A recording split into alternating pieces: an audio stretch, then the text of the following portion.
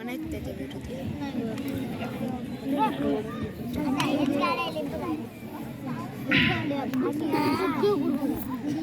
महाराष्ट्राच्या अस्मितेचं प्रतीक प्रेरणास्थान छत्रपती शिवाजी महाराज, महामानव भारतरत्न डॉक्टर बाबासाहेब आंबेडकर, ज्ञानगंगोत्री माई सावित्री यांच्या विचारांना नतमस्तक होऊन आजचा हा जो काही या चिमुकल्यांच्या सुप्त गुणांना उजळून टाकण्यासाठी हा जो काही स्नेहसंमेलनाचा, त्याला आपण गॅदरिंग म्हणतो, त्याचा कार्यक्रम आपण आज इथे आयोजित केला. त्या कार्यक्रमाच्या निमित्तानं उपस्थित या कार्यक्रमाचे अध्यक्ष, या शाळेचे व्यवस्थापन समितीचे अध्यक्ष, तद्वतच प्रमुख अतिथीमध्ये आदरणीय सरपंच साहेब, आदरणीय उपसरपंच साहेब, आदरणीय व्यवस्थापन समितीचे उपाध्यक्ष साहेब, आदरणीय चेअरमन साहेब, आदरणीय पोलीस पाटील साहेब, आदरणीय तंटामुक्ती अध्यक्ष साहेब, तद्वतच या केंद्राचे आमचे केंद्रप्रमुख सदावर्ते सर, या शाळेचे मुख्याध्यापक कुरुडे सर आणि त्यांचा सोबत असलेला सर्व विद्यार्थीप्रिय शिक्षक स्टाफ, चौधरी सर असतील, सालमोटे सर असतील, कदम सर असतील, त्यांना मदत करणारे आपले युवा प्रशिक्षक दातार सर, मंचावर उपस्थित आमचे वाघमारे सर, या चिमुकल्यांना शुभाशीष देण्यासाठी आलेले कालवरे सर, मुलगीर सर, तद्वतच त्यांच्यावर प्रेम करणारी सगळी शिक्षक मंडळी आणि ज्यांच्या मुलासाठी हा कार्यक्रम आहे, आपल्याच मुलाचं कौतुक याची डोळा बघण्यासाठी जमलेले सर्व मायबाप, या शाळेच्या ज्ञानवाटिकेमधली ही सुंदर सुंदर चिमुकली फुलं म्हणजे आमचे विद्यार्थी. तुम्हाला सगळ्यांना जी ओढ लागतात आणि कधी एकदाचे मुलाचे कार्यक्रम बघूया, हे बरोबर आहे. मनातल्या मनात फका मुद्दा असा आहे, कार्यक्रम एक दिवसाचा आहे. आपल्या चिमुकल्याचं जर भविष्य घडवायचं असेल तर एक दिवस शाळेसाठी आपल्या मुलांचा गॅदरिंगचा कार्यक्रम बघून आपला मुलगा घडणार नाही. आज कार्यक्रम बघितला, आज त्याचा डान्स बघितला, तो छान उत्तम नाचतो, तो वेगळ्या वेगळ्या वेशभूषेमध्ये छान दिसत होता, त्याचे फोटो काढायचे, फोटो बघायचे, तेवढ्यानं तो त्याच्या आयुष्यामध्ये यशस्वी होईल काय? मग तुम्ही म्हणाल की बा या कार्यक्रमाचं आयोजन कशासाठी? कार्यक्रमाचं आयोजन याच्यासाठी की हे निमित्त आहे.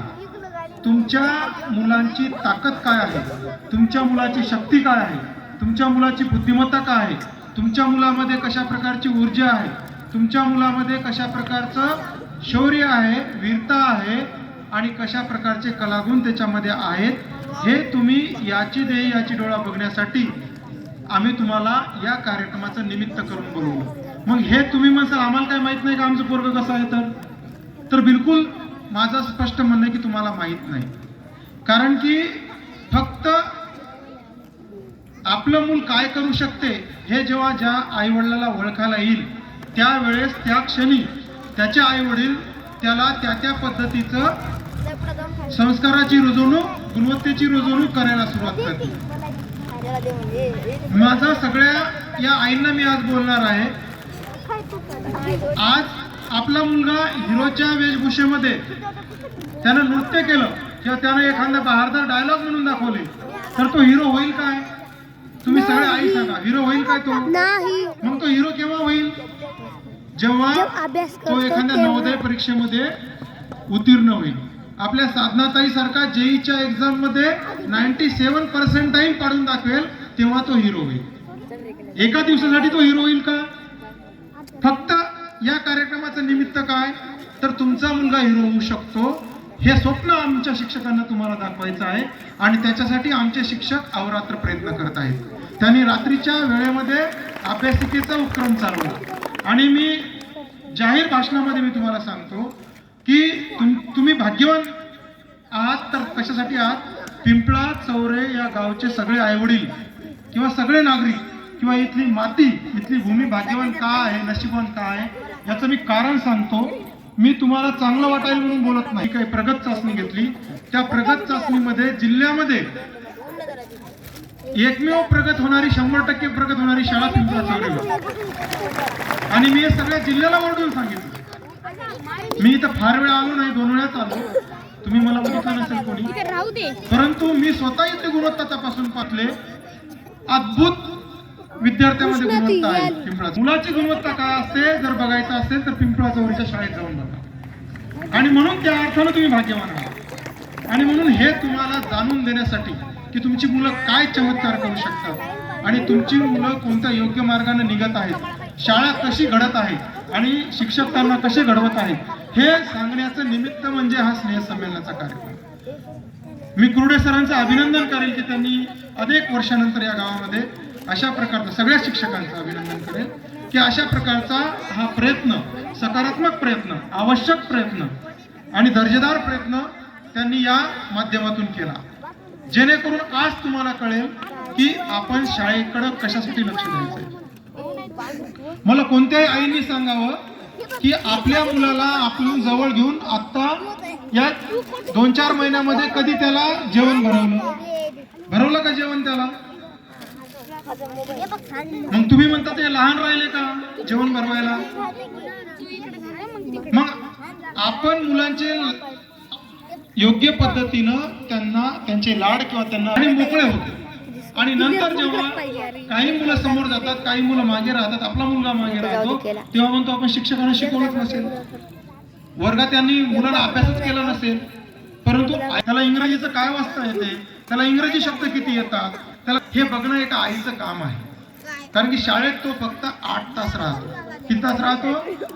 8 तास राहतो. दिवसाचे तास किती असतात रे? 24. मग 24 मधून 8 गेल्यावर किती तास राहतात? 16.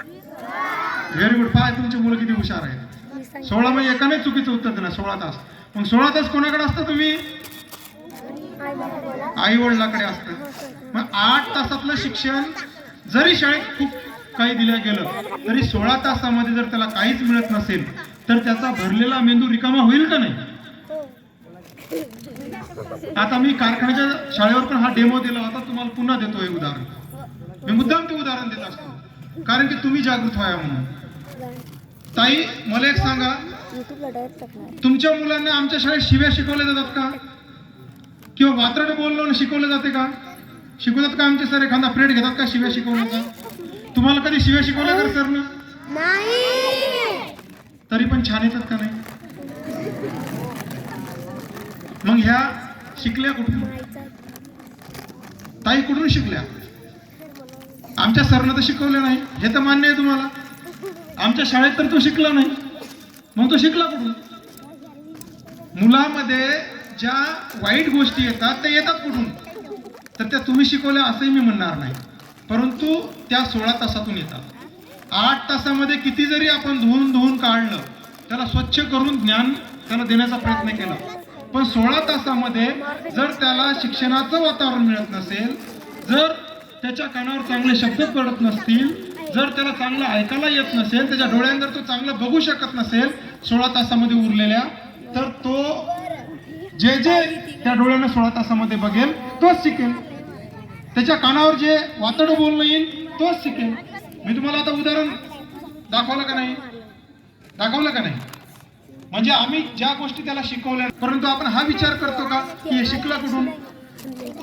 आमच्या मुलाची संध्याकाळची वेळ होते अभ्यासाची आणि आपल्या एकता कपूरच्या मालिका सुरू होतात टीव्हीवर. आजी होतात का नाही? आणि हे तू अनबर एकदा तिच्यावर विश्वास ठेवतोय का कधी आपण? मग त्याला आपण व्यवहार शिकवणार नाही, त्याला आपल्या दररोज शिकवण्याचं आहे. तो 24 तास शिकत असतो. 24 तास शिकत असतो. सगळे आईने हे लक्षात घ्यायचं. मग तो घरी असो, दारी असो, गल्लीत असो, तुमच्या शेजारी असो, तुमच्या घरात असो, पाहुण्याकडे असो, नातेवाईकाकडे असो, तो सतत शिकत असतो. म्हणजे डोळे जर उघडे असले तर तो जे डोळ्याला दिसेल तो बघणार, कान जर उघडे असतील तर ते कानाला जे ऐकू येईल ते ऐकणारच. ते चांगलं असो का वाईट असो. आणि म्हणून त्याची शिकण्याची प्रक्रिया 24 तास चालू असते. मग असं समजू नका की बा शाळेत शिकवल्यानंतरच आपले चांगले गुण मिळवेल, ही समजूत डोक्यातून काढून टाका. तुमच्या पोटचा गोळा जर तुम्हाला कणखर तयार करायचा असेल तर तुम्ही सुद्धा त्याला वेळ दिला पाहिजे. 100% तुम्ही जर त्याला वेळ दिला नाही तर काही तुमची स्वप्न कोणतीही पूर्ण होणार नाही. मी आजीला विचारतो, आजी आपल्या घरी तक्रार असते, कोणती तक्रार असते की बाबा आपला मुलगा आपलं ऐकत नाही पण बायकोचं जास्त ऐकतो. तक्रार असते का नाही आपली? मनातल्या मनात बोलून नाही दाखवत आपण, असते का नाही? ही का तक्रार असते? तो का बायकोचं ऐकतो? कारण की जेव्हा त्याचं शाळेचं वय असते तेव्हा आईनं त्याला वेळ दिलेला नसतो, म्हणून तो आता तुम्हाला वेळ देत नाही. तुम्ही जेव्हा ते शाळेत जात असते, मी मुद्दाम मगाशी उदाहरण काय सांगितलं की मागच्या 2 महिन्यामध्ये कधी त्याला जवळ घेऊन घास भरवले का? भरवायची गरज नाही. घास का भरवायचे? तर त्याच्यातलं आणि तुमच्यातलं जे काही बंधन आहे ते घट्ट झालं पाहिजे. मायेचं, प्रेमाचं जे काही आई मुलाचं जे काही बंधन आहे, वडील मुलाचं जे काही बंधन आहे ते घट्ट झालं पाहिजे. इतकं घट्ट झालं पाहिजे की तुम्ही ज्या चांगल्या गोष्टी त्याला सांगितल्या त्या सगळ्या त्यानं ऐकल्या पाहिजेत. माझी आई जे सांगते ते खरं आहे, माझे वडील जे सांगतात ते खरं आहे, हे त्याच्या मनात रुजल्या गेलं पाहिजे. पण त्यानं आईनं सांगितलं की त्याला नको वाटते, वडिलांना काम सांगितलं की त्याला नको वाटते. ही भावना त्याच्या मनामध्ये का तयार होते? कारण की आपण त्या पद्धतीनं त्याच्याशी वागत नाही. म्हणजे तुम्ही वाईट वागता असं मला माहित नाही. तुम्ही त्याला 10 रुपये मागितले त्यानंतर 100 रुपये काढून देता, परंतु त्याची गरज नाही. गरज कशाची आहे? त्याला व्यवज्ञान शिकवण्याची गरज आहे, त्याला प्रेमानं जवळ घेऊन समजून सांगण्याची गरज आहे, त्याला अभ्यासाची सवय लावण्याची गरज आहे, त्याला चांगले संस्कार देण्याची. चांगले संस्कार काय? खोटं बोलू नये, कोणाच्या वस्तूला हात लावू नये, कोणाला वात्रट बोलू नये, मोठ्यांचा आदर करावा. ह्या गोष्टी सांगून शिकणार नाही मूल. हे आपल्याला आपल्या वागण्यातून त्यांच्या समोर उदाहरण तयार करावं लागेल. म्हणून मी तुम्हाला ते शिव्याचं उदाहरण सांगितलं. मुलं कधीही शिकवून शिकत नाही. मुलं जे डोळ्यानं बघतात, जे कानानं ऐकतात ते मुलं शिकतात. आणि म्हणून शाळेमध्ये नव्हे तर आपल्या गावामध्ये, आपल्या घरामध्ये आपल्याला शैक्षणिक वातावरण तयार करावं लागेल. तरच एक दिवस या पिंपळा चौरे शाळेतून जिल्हाधिकारी बाहेर पडल्याशिवाय राहणार नाही, कलेक्टर झाल्याशिवाय राहणार नाही, एवढी आशा मी बाळगतो. आणि तुमच्या मदत थांबणार नाही, परंतु आईवर जबाबदारी सोपवून देतो की तुम्ही या तुमच्या चिमुकल्यांना वेळ द्यायला सुरुवात करा. नाहीतर माझं आजचं वाक्य लिहून ठेवा, जर तुम्ही आज त्यांना वेळ दिला नाही तर ते उद्या तुम्हाला वेळ देणार नाहीत. एवढी रास्त अपेक्षा आपल्याकडून बाळगतो आणि माझे 2 शब्द संपितो. जय हिंद, जय भारत.